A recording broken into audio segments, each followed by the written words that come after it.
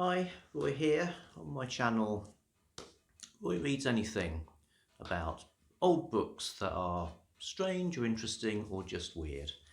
And I thought I'd take advantage of the rare opportunity to read to you in front of a nice blazing fire. I know some people like being read to, so what I've got for you is a passage from England for Everyone by H.A. Peeler. This is a small guidebook.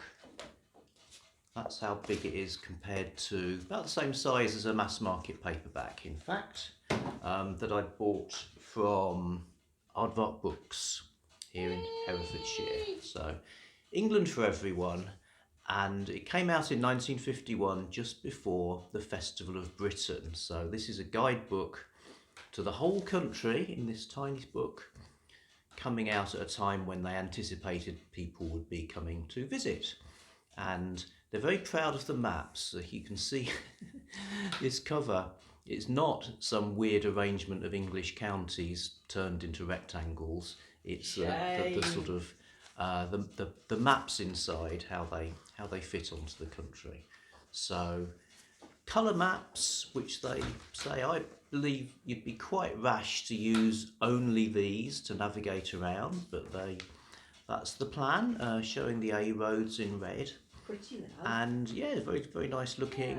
Yeah. The bulk of the volume comprises tours. So for instance, tour number 1, Kent, Sussex and Surrey, total distance by road about 300 miles.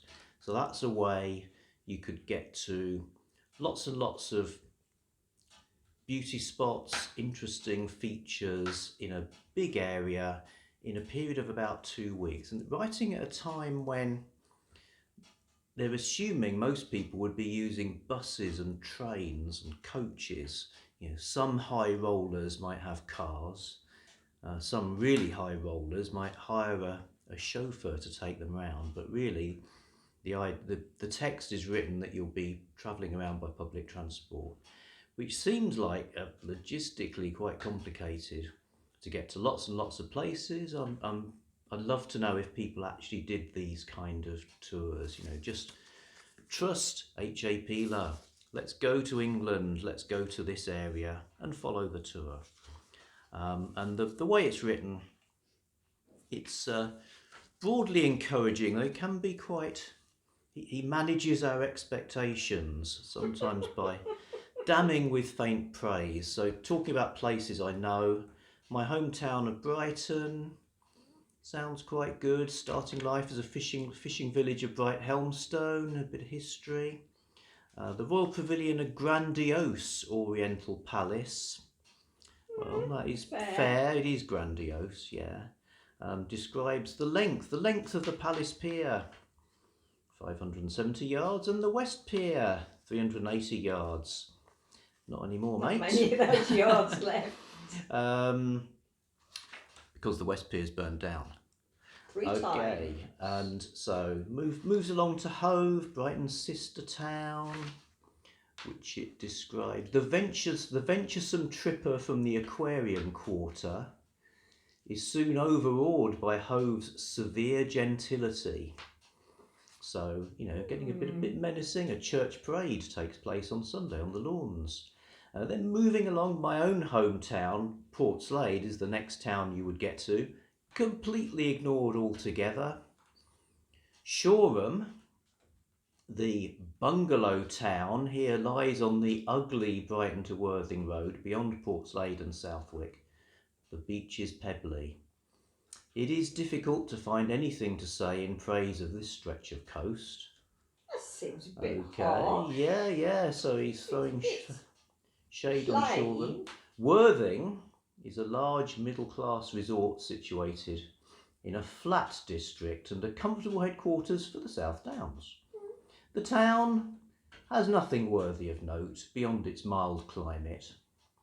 Large quantities of tomatoes, grapes, cucumbers and the like are grown in the environs. Under glass, the beach, shingle, with sand at low tide, is bordered by a 3-mile promenade.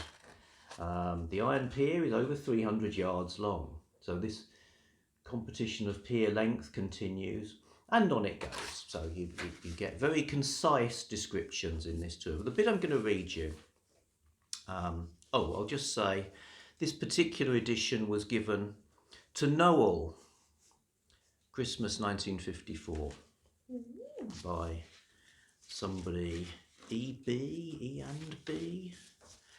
So Noel getting a Christmas present seems a bit superfluous, really. If your name is Noel, you already are Christmas. Is yours. So yeah, do you get presents too? So the bit I'm going to read, I'll just read it straight through, and then maybe circle back round for any commentary. The bit I'm going to read is called Where to Stay. So I'm reading this because it's the time machine effect of an old guidebook, really. There's things that seem remarkably the same still, things that seem like a different world altogether. Where to stay? Hotels. Our hotels have undergone a certain amount of unfavourable criticism in late years. They are compared to their disadvantage with their continental rivals, and it is the general opinion that they are somewhat more expensive and less efficiently managed. The old-fashioned inn at its best, however, rare as it is nowadays, is hard to beat. In provincial towns of moderate size, it is generally more satisfactory to patronise the best hotel in the place, as the others are only slightly less expensive but far less comfortable. The traveller from abroad who is used to a light or continental breakfast can sometimes attain this type of meal at a price lower than that demanded for the substantial English breakfast. As a rule, however, an inclusive bed and breakfast charge is made. Very often too, luncheons and dinners are not served a la carte, and there is no alternative to the expensive table d'hote meal. Another slight source of irritation is that baths, even cold baths, are usually classed as extras. A third point which tries the patience not only of foreigners, but also of English people themselves, is the complicated system of licensing regulations, as a result of which one is frequently in doubt as to when and where it is permissible to indulge in alcoholic liquor. Wine and beer are obviously taboo at temperance hotels, but at private hotels and boarding houses, which are often identical in character if not in name, the guest may order in a supply from the wine merchant. The English boarding house corresponds to the continental pension. A smoke room and a lounge are usually provided, and breakfast is taken in the dining room, not in the bedroom. Commercial hotels are frequented by commercial travellers and other businessmen. Often, though rather depressing in appearance, they are good value for money. In some of them, high tea with a hot dish is served as an evening meal. About 225 hotels of various grades are controlled by Trust Houses Limited, and the average prices charged at these houses, a list of amounts of money, may be considered as the normal prices paid by the person of moderate means. A large number of hotels and inns of a more modest but equally reliable character are under the control of the People's Refreshment House Association Limited. English hotels are universally clean, and there is no need to worry about drinking water, sanitation, flies or mosquitoes. The fare is innocuous if uninteresting, but far too much use is made of canned and desiccated foodstuffs. As in France, propaganda has been initiated with the object of reviving regional or folk cookery. A fixed charge for attendance service is not usually made, but a fairly satisfactory plan is to distribute among the staff a sum equal to at least 10% of the total bill, or to hand in a similar amount to the cashier for distribution. Travellers of modest requirements will save much money by staying in lodgings, even if only for a night or two. Landladies indicate their readiness to accept lodgers by displaying in the front window a card bearing the words apartments or bed and breakfast. In villages, likely addresses can often be obtained at the post office or garage. English innkeepers and lodging house proprietors are well known for their honesty, but it is well to arrange terms in advance.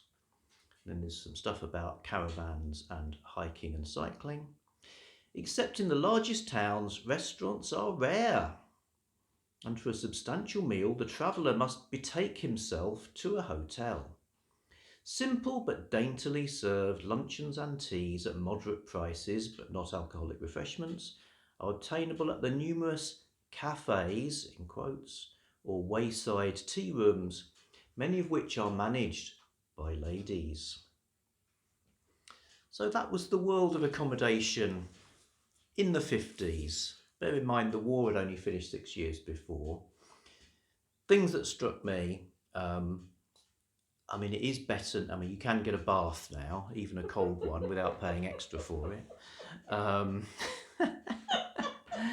love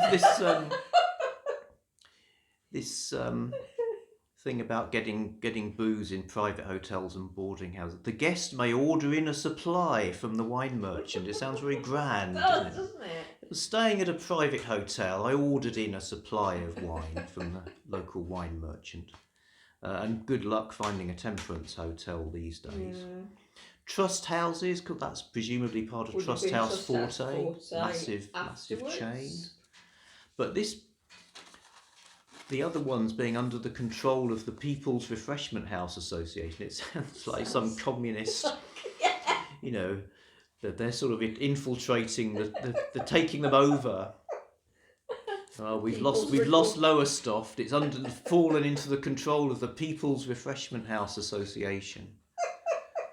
But yeah, you would still tip 10%. What, even in the People's Republic? Yeah, well, no, there.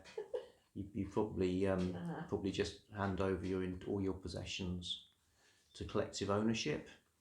And these numerous cafes or wayside tea rooms, well, they're pretty common now if you include your Starbuckses and such like. Oh, crikey, no.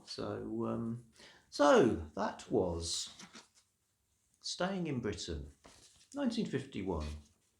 Hope you enjoyed that reading. I'm going to attend to the fire now, so another log or two should see us through the rest of the evening. Okay, thank you everybody. Back soon with something else.